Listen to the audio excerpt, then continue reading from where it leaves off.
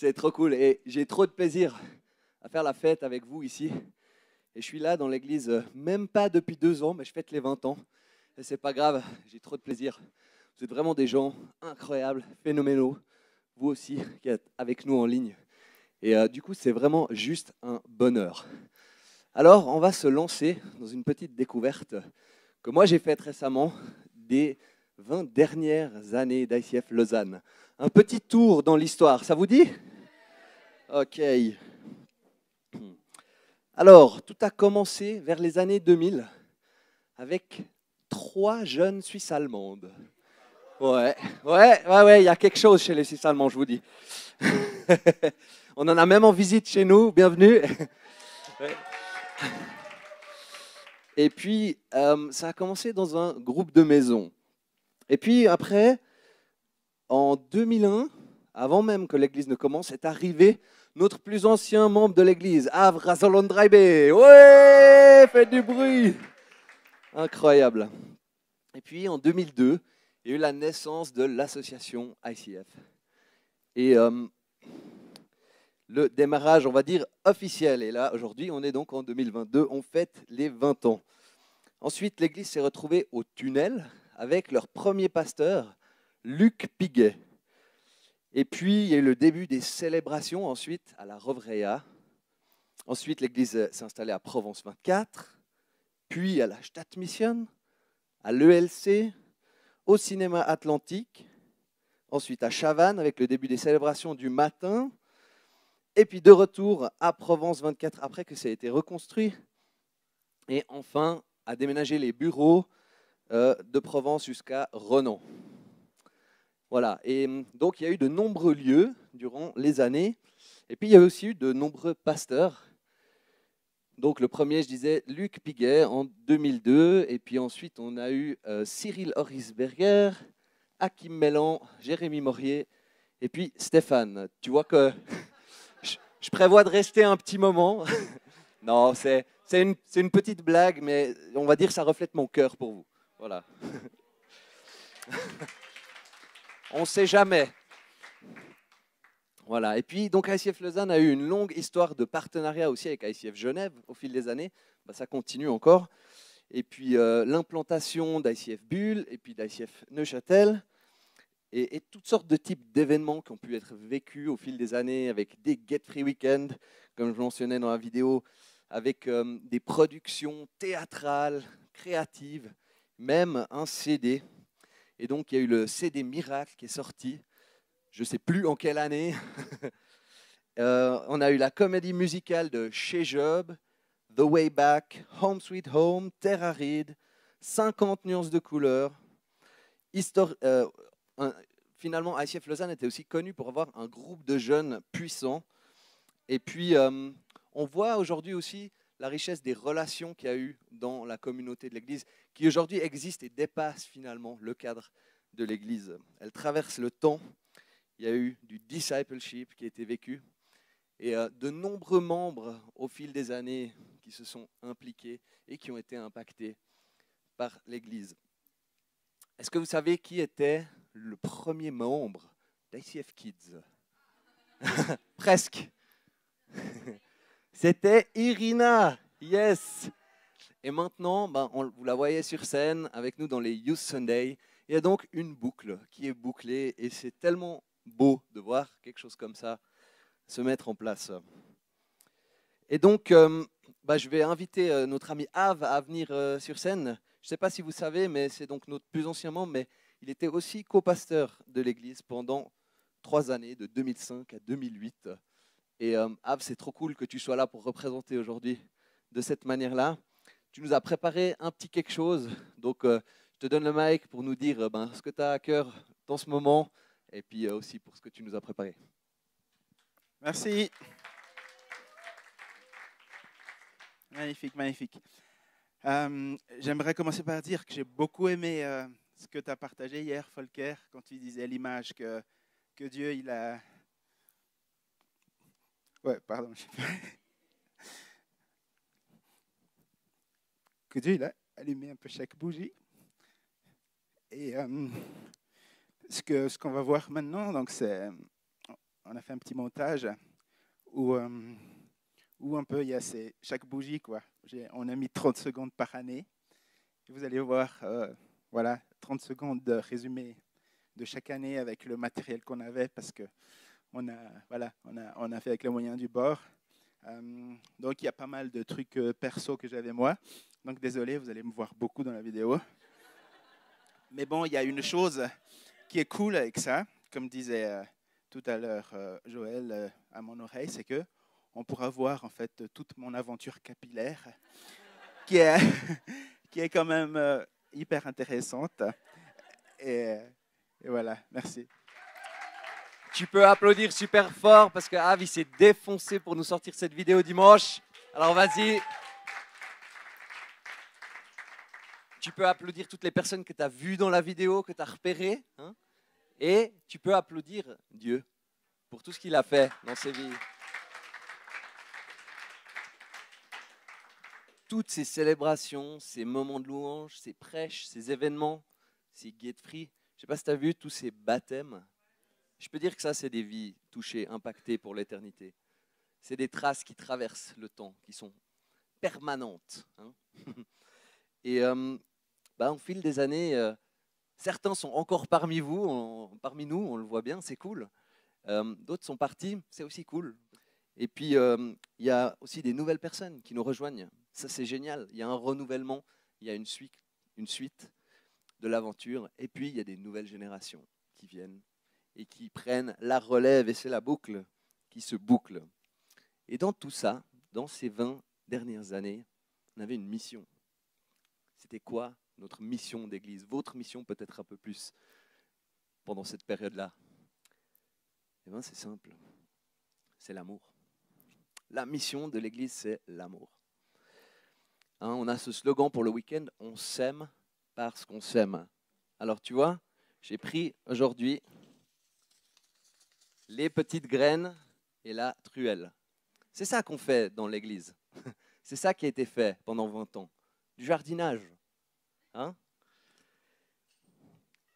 Et ce qui nous motive à semer comme ça, ce qui fait qu'on le fait, dans la pluie et le beau temps, la force qui nous motive, c'est l'amour.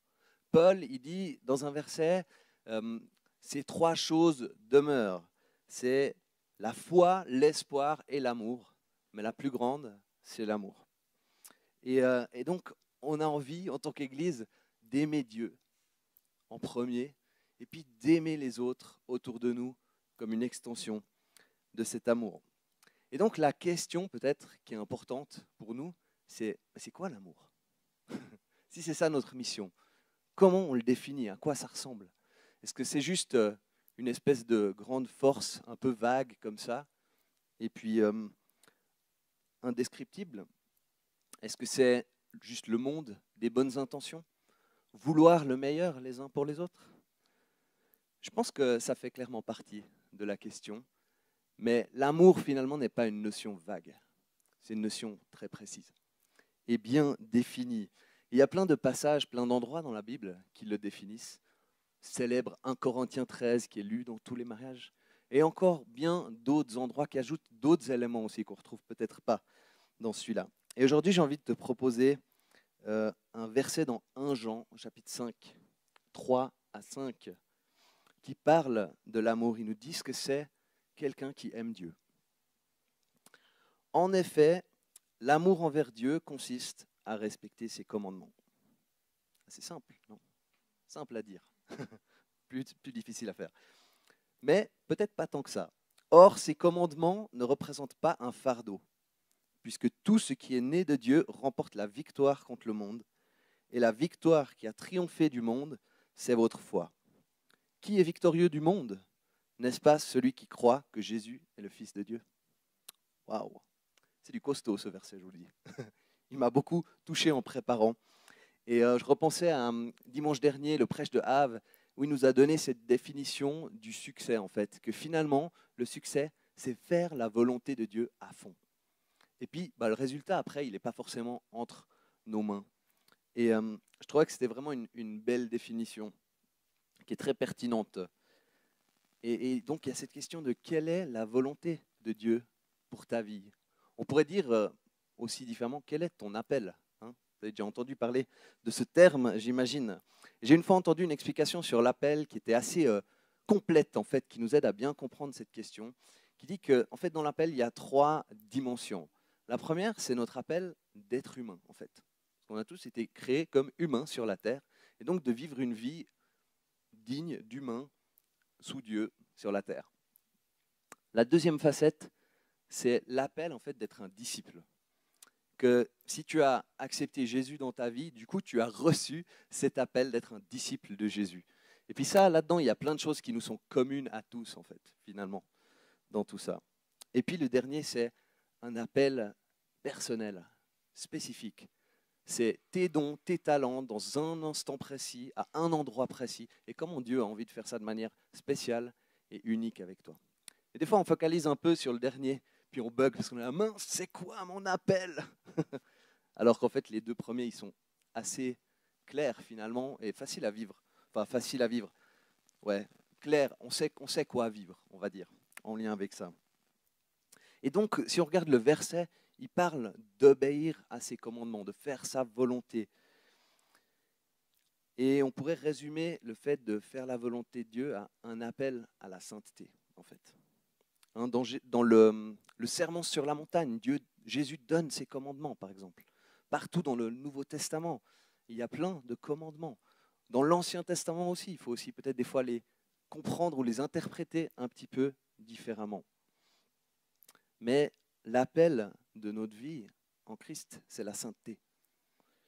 Et des fois, je ne sais pas comment vous réagissez par rapport à cette question, qu'est-ce que ça provoque en vous, mais des fois on calcule mal sur tout ça. Moi, je sais que ça m'arrive de calculer mal, et j'aimerais bien essayer qu'on calcule juste aujourd'hui sur le péché ou la sainteté. Avec quoi tu te portes mieux? Alors, le péché, il y a chaque fois un sacrifice et un gain. Hein. Donc, quand tu pêches, tu sacrifies ta paix, ta joie, ça nuit à ta relation avec Dieu. Et il y a des conséquences généralement plus ou moins grandes. Et puis, je pense généralement, il y a aussi quelqu'un d'autre qui est impacté négativement, à mon avis. C'est des fois difficile de savoir qui, où et comment, mais ça, c'est une réalité. Et puis, il y a un gain aussi, hein, sinon on ne le ferait pas, c'est un plaisir immédiat. Et pour la sainteté, ben, il y a une souffrance temporaire.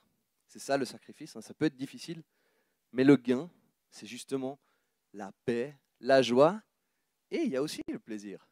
Il est différé souvent, mais il y a aussi le plaisir. Et puis, une qualité dans la relation avec Dieu, et au lieu des conséquences pourries, les bénédictions.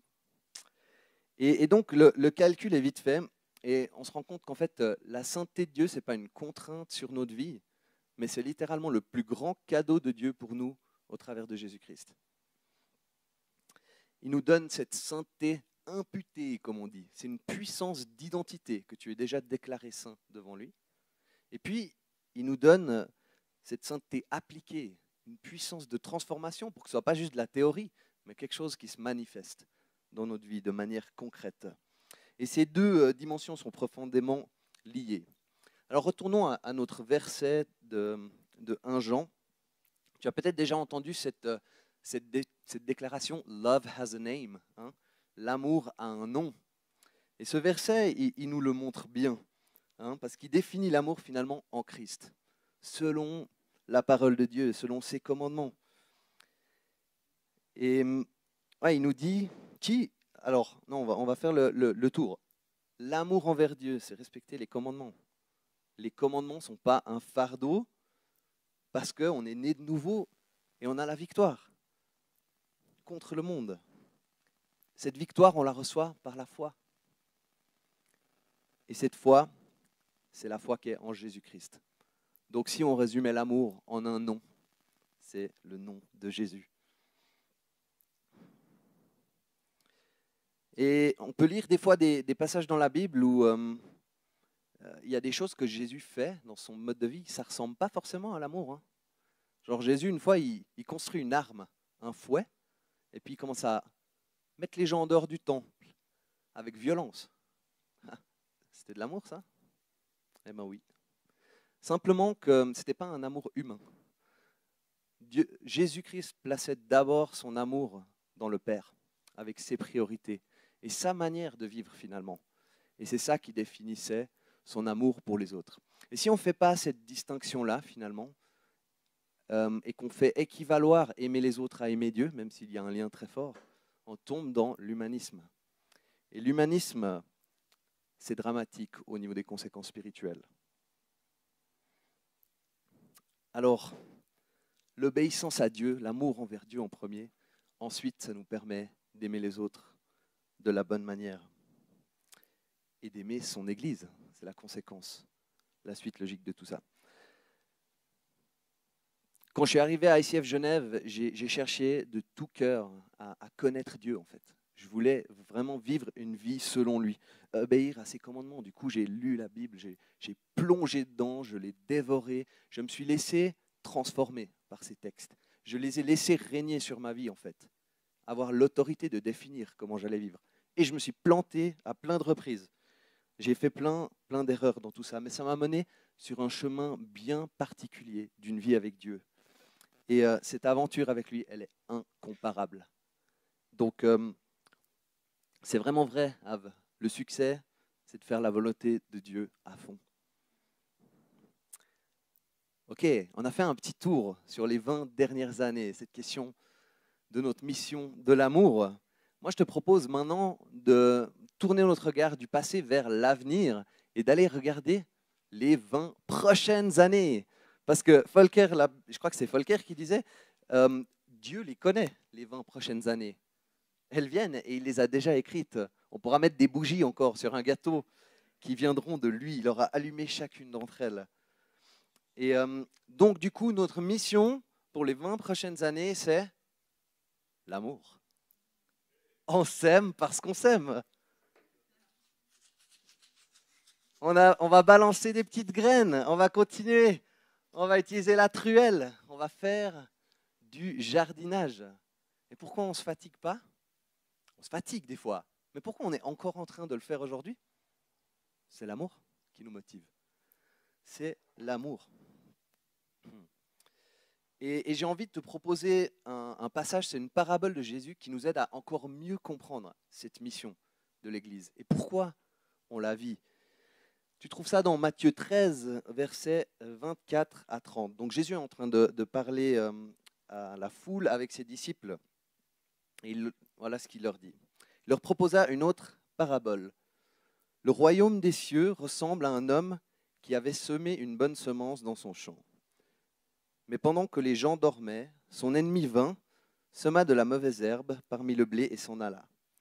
Lorsque le blé eut poussé et donné du fruit, la mauvaise herbe apparut aussi.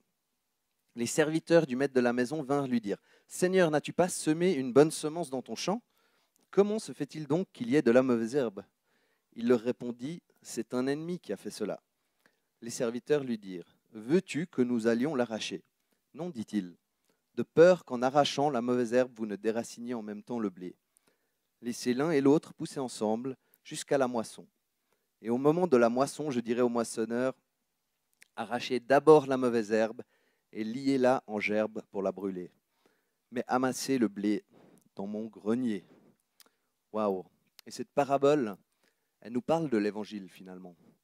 Le grain de blé, ceux qui sont sauvés en Dieu, et puis ceux qui ont reçu la semence de l'ennemi. Et c'est ce qu'on a vécu dans nos célébrations, c'est ce qu'on vit toujours. C'est ce combat pour l'évangile en fait. Et il y a de la résistance. Il y en a un qui veut semer d'autres choses dans ces rendez-vous, dans ces rassemblements. Mais cette parabole est vraiment importante parce qu'elle nous enseigne la notion du salut. Et pour être sûr de bien la comprendre, c'est cool, c'est que je n'ai pas besoin de l'expliquer vraiment, parce qu'en fait, un tout petit peu plus loin, Jésus l'explique. Par contre, il n'explique pas à tout le monde. Il l'a raconté à tout le monde, mais après, il l'explique que à ses disciples. Tu trouves ça au verset 36-43. Alors Jésus renvoya la foule et entra dans la maison. Ses disciples s'approchèrent de lui en disant « Explique-nous la parabole de la mauvaise herbe dans le champ. » Il leur répondit « Celui qui sème la bonne semence, c'est le Fils de l'homme, donc Jésus-Christ lui-même. Le champ, c'est le monde. La bonne semence, ce sont les enfants du royaume. La mauvaise herbe, ce sont les enfants du mal. L'ennemi qui l'a semé, c'est le diable. La moisson, c'est la fin du monde. Les moissonneurs, ce sont les anges. Tout comme on arrache la mauvaise herbe et la jette au feu, on fera de même à la fin du monde. Le Fils de l'homme enverra ses anges. Ils arracheront de son royaume tous les pièges et ceux qui commettent le mal, et ils les jetteront dans la fournaise de feu, où il y aura des pleurs et des grincements de dents. Alors les justes resplendiront, comme le soleil dans le royaume de leur Père. Que celui qui a des oreilles pour entendre, entende. Waouh, c'est costaud. Il y a du très bon et il y a du très mauvais à l'issue de cette récolte. Et si je voulais le synthétiser de manière assez simple, Dieu veut amasser du blé pour son grenier. Je crois que c'est ce qu'il a envie de faire et c'est pour ça qu'il a inventé l'Église. Notre mission, c'est ça, c'est de vider l'enfer, là où il y aura des pleurs et des grincements de dents, pour remplir le paradis par la grâce de Jésus. Et voilà, c'était une parabole qui parle de ça. Tu dis, ouais, peut-être c'est pas clair. Bon, j'ai l'impression que l'explication de Jésus est quand même difficile à comprendre différemment. Mais au cas où on aurait un doute, j'ai envie de te proposer un autre verset dans 1 Jean, au chapitre 5, 11 à 13, qui dit les choses on ne peut plus clairement. Or, voici ce témoignage. Dieu nous a donné la vie éternelle, et cette vie est dans son Fils. Celui qui a le Fils a la vie. Celui qui n'a pas le Fils de Dieu n'a pas la vie.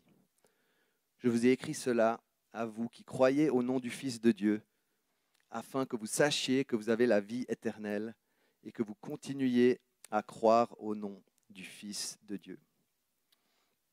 C'est de cette moisson que parle la parabole.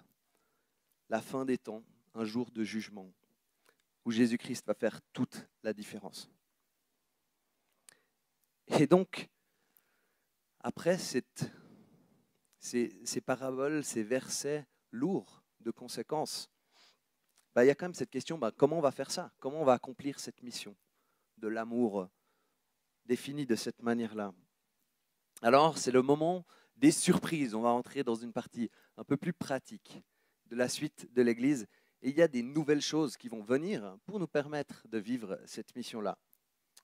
La première nouvelle chose que je vous annonce ce dimanche pour la fête des 20 ans, c'est un nouveau lieu pour nos célébrations.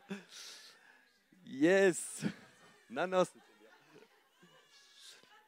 Voilà, donc nous allons quitter nos locaux de Provence 24 pour aller faire les célébrations au bureau à Renan à partir de mars 2023. Je ne vais pas vous donner toute l'explication du processus aujourd'hui. Tout ce que je dirais, c'est qu'on a eu cette célébration test, on a récolté tous vos retours en détail, passé ça au crible.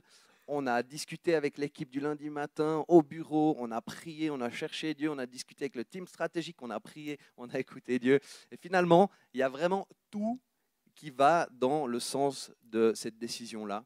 Donc aujourd'hui, on peut la prendre ensemble de manière assez sereine. Et oui, il y a des enjeux, on les nie pas aussi, on les a relevés d'ailleurs, c'était hyper utile dans le sondage.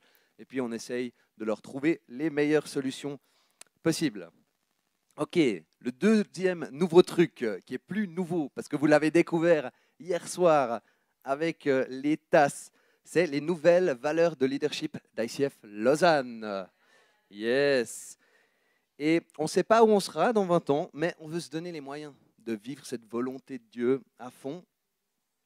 Et du coup, les valeurs de leadership, c'est quelque chose qui définit notre culture. C'est quelque chose d'hyper déterminant finalement dans ce qu'on vit. Et puis on parle de valeurs de leadership. Pourquoi? Parce que finalement, le leadership, c'est un facteur multiplicateur. Les leaders multiplient. Mais en fait, le but, c'est qu'on vive tout ça, d'accord? Donc toi, tu peux le prendre si tu te sens moins concerné par le mot leadership, tout simplement comme les valeurs d'ICF Lausanne. Et voilà, on a envie de tous les vivre. Et puis, Ave, toujours présent au tournant, nous a sorti un excellent acronyme pour s'en rappeler. Voilà, donc nous avons les valeurs paradisiaques d'ICF Lausanne. Vous aurez peut-être remarqué sur vos tasses qu'il y avait quelque chose écrit sur le fond. Voilà. Et puis, j'ai pas pu m'empêcher de faire un petit slogan un peu cucu, je suis désolé. Les valeurs qui libèrent le ciel sur la terre, voilà. Alors, je vous propose un petit tour de découverte de ces nouvelles valeurs pour l'Église qui vont nous porter pendant des années, j'espère. La première, c'est passionné. Pratiquement, on communique l'énergie positive de la foi et de la bonne nouvelle de l'Évangile. On a accueillant. On cherche la qualité dans notre manière d'aimer, d'accueillir et de rejoindre l'autre comme un être humain unique créé à l'image de Dieu. Royaume. Pratiquement, on établit les bonnes priorités du royaume dans nos vies guidées par l'Esprit. Apprenti. Le terme dans le Nouveau Testament en grec, c'est mathetes. C'est le terme qui veut dire disciple, mais la meilleure traduction en français courant, c'est apprenti. Donc, on se considère comme des disciples avant d'être des leaders. On grandit dans notre foi par un lifestyle de transformation. Doctrine. Pratiquement, on guide vers un enseignement juste de la foi, une bonne interprétation de la Bible, avec discernement spirituel et selon la saine doctrine dont nous parle l'apôtre Paul. Innovation. Pratiquement, on cultive intentionnellement et proactivement la croissance pour multiplier ce que Dieu nous a confié. Avec créativité, on provoque le développement et le progrès pour voir les choses grandir sainement. Soin. Pratiquement, on prend soin les uns des autres avec bienveillance et on soigne notre manière d'être en relation avec grâce et amour. Intégrité.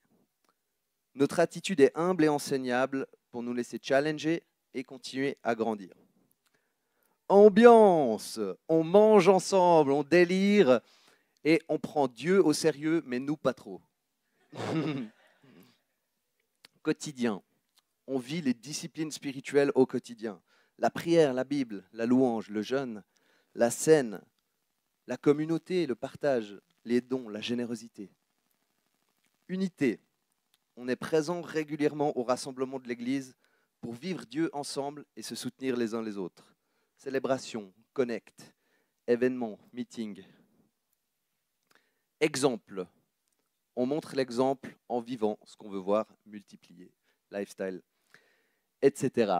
Donc voilà ces 12 valeurs d'ICF Lausanne et on est tous en chemin, il n'y a personne qui les maîtrise totalement. Il y en a qui sont forts à certains endroits, d'autres plus à d'autres, mais ce qu'on veut, c'est cultiver ça, grandir là-dedans et puis finalement qu'elles envahissent notre manière de vivre l'Église. Ok, il y a encore maintenant un nouveau truc qui va nous aider à accomplir notre mission. C'est une nouvelle saison, tout simplement. Les 20 prochaines années de discipleship, d'être des apprentis de Jésus qu'on va vivre.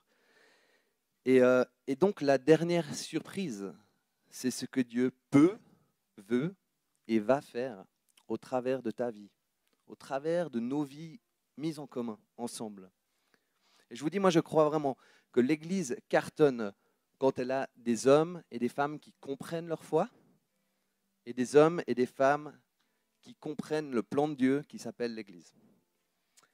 Et si on a tout ça, moi je me réjouis des 20 prochaines années. Donc on a vu d'où on vient, on a vu où on va. Et maintenant, dans le moment présent, dans cet instant, j'ai envie de te proposer de tourner vers celui qui est à l'origine de tout ça. C'est lui qui a eu cette idée de te créer sur la terre comme être humain et puis de réunir des gens en son nom avec l'Église. Alors, on va prendre un premier temps de prière et je te dis ce qu'on va vivre dans cette prière, comme ça tu peux aussi la faire, on peut la faire ensemble si tu veux. C'est finalement juste de dire merci à Dieu pour ces 20 dernières années dont on a vu un échantillon dans la vidéo. C'est dire merci à Dieu pour l'équipe, l'Église qui est là aujourd'hui. C'est tellement cool de vivre un week-end avec vous comme ça. Et de dire merci à Dieu pour les 20 prochaines années qu'il va écrire, où il a envie de continuer à amasser du blé dans son grenier. Ensuite, tu auras un temps personnel avec lequel je vais te laisser avec une grosse question. La question, c'est de demander à Dieu, est-ce que tu es sur le bon cap pour les 20 prochaines années? Est-ce que tu es sur le bon chemin? Et si ce n'est pas le cas, la bonne nouvelle de l'évangile, c'est que c'est pas grave. On peut toujours faire des ajustements. On peut toujours se remettre sur une direction différente et se placer avec Dieu pour son projet de long terme. Voilà. Et puis après, ce temps personnel, je vais encore revenir prier une fois pour boucler ce moment. Alors, est-ce que tu es prêt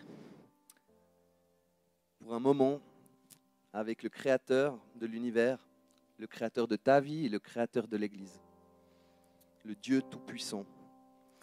Il est là dans ce lieu, c'est une promesse. Alors remercie-le pour toutes les bonnes choses qu'il a faites. Et Seigneur, aujourd'hui, on veut venir en tant qu'Église devant toi à ICF Lausanne et te dire merci pour les 20 dernières années. Merci pour les hauts et pour les bas. Merci pour les victoires. Merci aussi que malgré les challenges, l'Église a continué et persévéré. Et elle est là aujourd'hui, Seigneur. Et elle est belle, cette Église, aujourd'hui. Elle est remplie de disciples de Jésus-Christ. Elle est remplie des hommes et des femmes que tu as sauvés, que tu as rachetés en ton nom, Seigneur. Elle est remplie d'ambassadeurs pour te représenter dans les 20 prochaines années. Et Seigneur, on a envie de dire, oui, c'est toi le boss de nos vies, de notre Église. On veut tout te soumettre dans ce moment. On veut tout te remettre. Et ouais, viens maintenant nous parler, Seigneur, parce qu'on vit qu'une fois. Et on n'a pas envie de vivre les 20 prochaines années sur notre propre cap personnel. On a envie d'être sur le tien, avec toi, pour faire équipe dans tes projets. Alors viens, Saint-Esprit, on t'invite.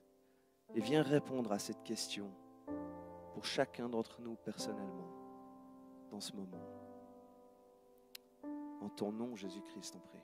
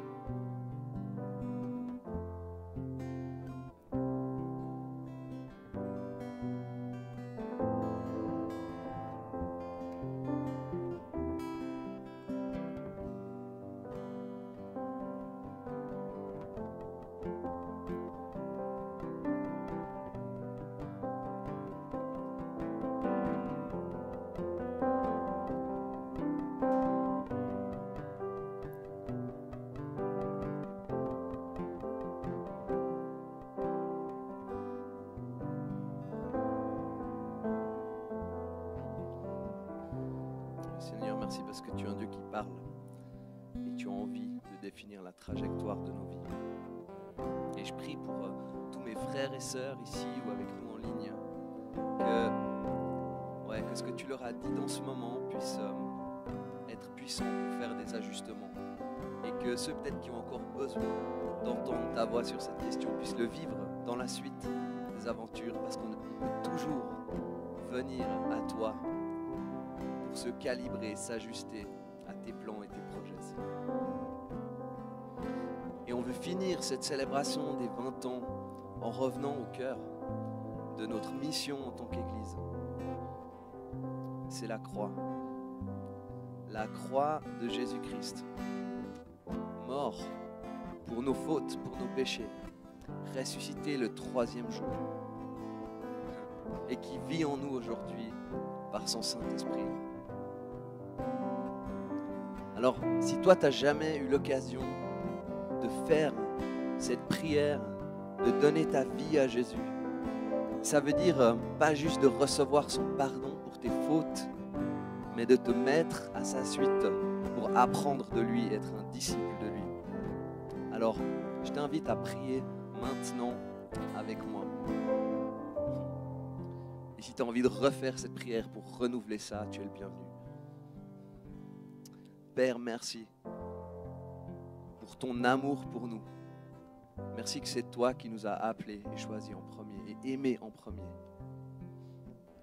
Et aujourd'hui, on reçoit l'amour que tu nous donnes au travers de ton Fils Jésus-Christ. Merci que tu prends toutes nos fautes, toutes nos pourritures, et tu fais de nous des nouvelles créatures avec toi, sur un chemin de vie avec Jésus-Christ. Parce que celui qui a Jésus-Christ a la vie, et il l'a en abondance. Alors merci Seigneur pour nous tous qui faisons partie ici de ton grenier au travers de Jésus-Christ. Et merci pour tous ceux que tu vas encore ajouter dans la maison pour l'éternité.